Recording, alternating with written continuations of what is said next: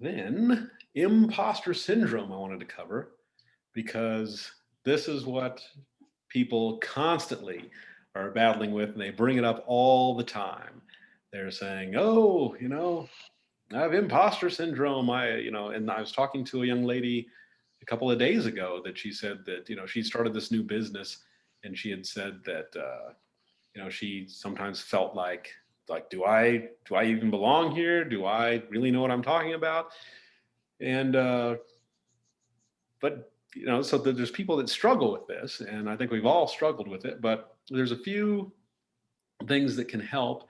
One of them is remembering it's not about you. So a lot of times when it's really bothering you, it's because you're thinking about what people are thinking about you. Oh no, am I qualified? Am I this? Am I that? But you have to change that. Instead of making it about you, make it about the other people. So like, how can I add value to this? What can I do to help out? So if you change the focus from yourself and change the focus to somebody else, then that usually helps out a lot, because then you're not in your head about yourself.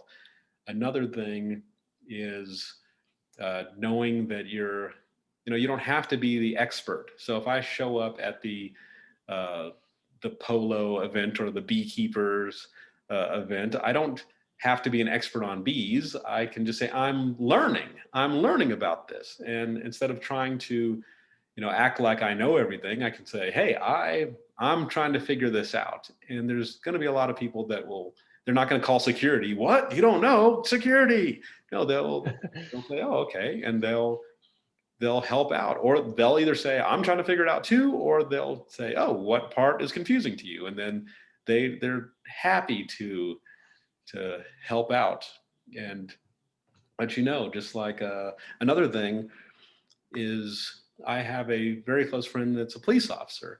And I remember whenever I would call him when he was on duty, he was always weird.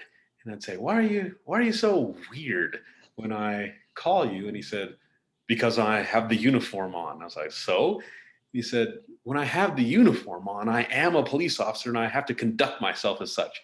And I said, okay, all right, well, that's weird. But I said, how can we use this for other things? And so I was thinking, okay, so when he has his police uniform on, he's a police officer. Whether he believes in it or not, whether he feels like it, whether he got enough sleep, whether he didn't have to meditate, he's got the uniform on, he's a police officer. So regardless of what he thinks, it's the case. He's the police officer. Sure. So I said, okay, so maybe, and I don't have it with me right now, but I I got a bracelet, and I said, okay, I'll use this bracelet as he uses the police uniform. And so for public speaking, I said, whenever I put this bracelet on, I am a outstanding public speaker. I can go and I can speak in front of people whenever I have this. And it doesn't, like, I don't have to believe it, just like he doesn't put on the police uniform and be like, I just don't believe it. Who cares if you Sure. believe it? You're a cop. Get out there and fight crime or do whatever it is you do. You don't have to believe it. And so with the bracelet, I would say, hey, I have the bracelet on. And even I'd be like, well, can I do this? Doesn't matter if I think I can do it. The bracelet's on. This is what we do. He's, go answer your domestic violence call and get in there, mix it up. Sure. Right. For me, I don't know if I can do it or not, but I got the bracelet on. Here I go. And then it does something, and it just flips the switch, and you find out that you can do it. So that's a way. Some people try it. Some people say they're going to try it and they don't do it. But you and I have always discussed on, like, because there's somebody watching this right now that's saying, well, that wouldn't work for me. But then you would say, like I've heard you say a lot, did you try it? You have to actually try it, because you'd be surprised at, once again, you don't have to believe in it. I didn't say, I believe that this is going to work, and then walk out. I just said, hey, this is the bracelet of public speaking. Now I belong, and this is what I do. It's on. Let me go, even though I still feel weird about it. My friend even though he's in the police uniform, he might feel weird about, pulling somebody Yeah. over and approaching that person. But hey, too bad. Get out there and do it. This is your job. Yep. And so it's worked for me. I tried it, and people that try it seem to have really good success with it. But it all comes down to, I can give you tips all day, but you actually have to do it, and if you do it several times and nothing happens, okay, but at least try it out, because you might be surprised if you do it a couple of times and you say, oh, that totally works.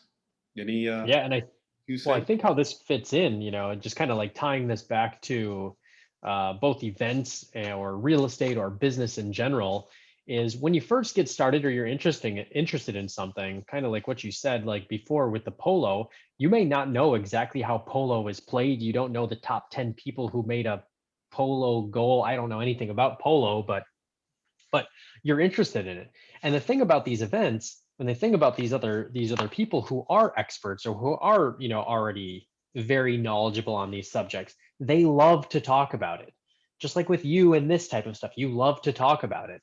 If you had an event about introverts and you wanted to come over and have an introvert event, which I think that would be a very interesting event, and I would like to go just to observe on what that would be like.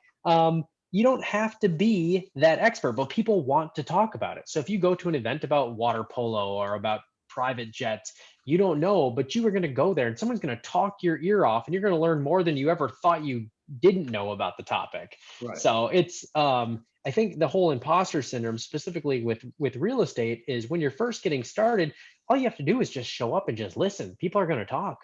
People are Right. going to talk, and you're going to go through that, here shortly on like the things of the questions of what to ask, but they're going to love to talk about the field that their expertise is in. So you're just going to go, and by the time you leave there, you're going to be already 70% there anyways, just because of all of the things. I kind of equate this back to when I was building my first house. I didn't know anything about anything. I like what had to be done. I knew that there had to be walls. Knew that there had to be concrete somewhere. I knew that there had to be a roof and windows. But as far as like how and when and the order and what type and what kind, I was imposter. So I was going into all of these different window companies, right? It's just I did it. I was the GC myself, the general contractor of my first house build. Crazy situation. I would do it again just because I learned so much through the process in a different language even. But I was going into these window stores, and I would go there and I would have my blueprints and I would have my architectural designs and drawings, and I would go in and I remember my first one. I was like, all right, I want triple pane glass and white windows. And they would look at me and they'd be like, okay, so do you want what type of handle do you want? Do you want it to open on the top? Do you want it to open to the side? Do you want it to open in this way? Do you want it to have this type of KW rating, which is like the heat reduction rating? And I was like, what are you talking about? I had no idea. I just want windows. I don't even think I knew the triple pane at that point. I just want white windows in my house. Can you give me a price quote for it and show me some windows? Do Right. you want it built in with an awning? Do you want it not with an awning? I don't know. But I can tell you by the third window place that I went into, I was the one going in and saying, I want windows with this option. And I was an expert. So I could go in and talk to any window place about all the things, the delivery times, everything. So I equate it as in I was an imposter, or I had that feeling of being an imposter when I first walked in saying, I need to build a house and I need you to give me windows. Yeah. They need to be metal. Well, we don't have metal windows here. So it's the same thing with these events. If you don't know the situation, if you don't know the knowledge, well, you're going to learn it. Just get in there and do it the first time, and tell me that the second time. Look me in the face and tell me the second time it's not easier. That's what I always ask. I ask the people, let's go and do it. Have a conversation with me. Have a conversation with somebody that's already in that field, and you're already going to be 50, 60, 70% of the way there. And you never want to feel like you're at 100 anyways, because then you kind of get overconfident, or you don't have that humility that lets you still absorb and be vulnerable for information.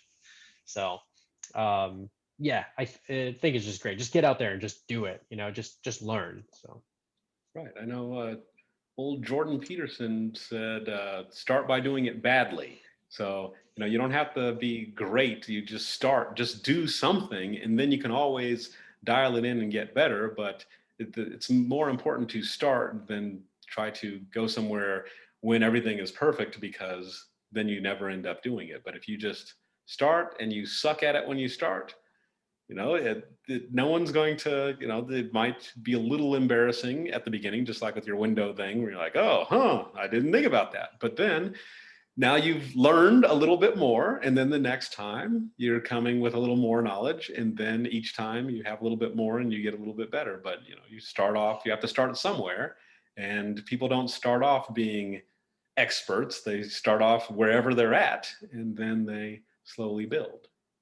Yep. Agree.